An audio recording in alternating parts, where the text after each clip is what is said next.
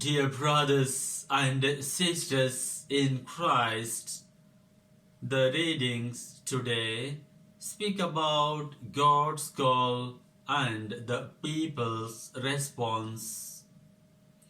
People often ask me how I realized that I was being called to be a priest. My response is that the call did not come in one day. When some people think of God's call, one of the ideas they have in the mind is the story of Samuel's encounter with God one night. I have never heard God speak to me like Samuel did, at least not in the same way. Like many of you, I suspect I seek God and I regularly find God in my ordinary experiences of life, in a breeze on my cheek or in the laughter of a child, or maybe in an answered prayer. I understand that God has spoken to me through action. I can find God in my experience of love, love given and love received. I find God when I observe Him in the love others experience.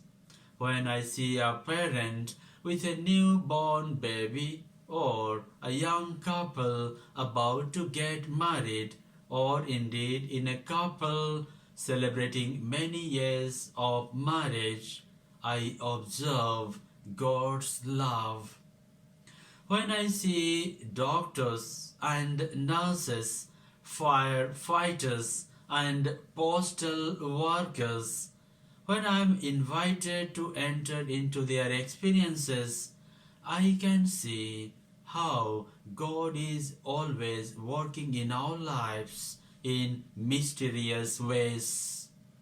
The scriptures constantly challenge us to live a life that is worthy of our vocation to love.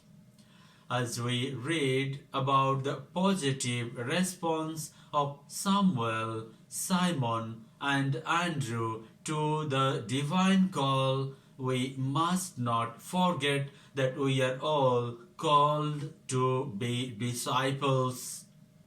God is calling each of us to do something good. He is calling each of us to be someone wonderful. We should every day and in every situation of life, what is He calling us to do? What is He calling us to say? What is He calling us to be? Speak, Lord, your servant is listening. Today is the second Sunday in Ordinary Time. In this ordinary time, we reflect on the very ordinary ways that God enters our lives, thus making them extraordinary. God bless you all.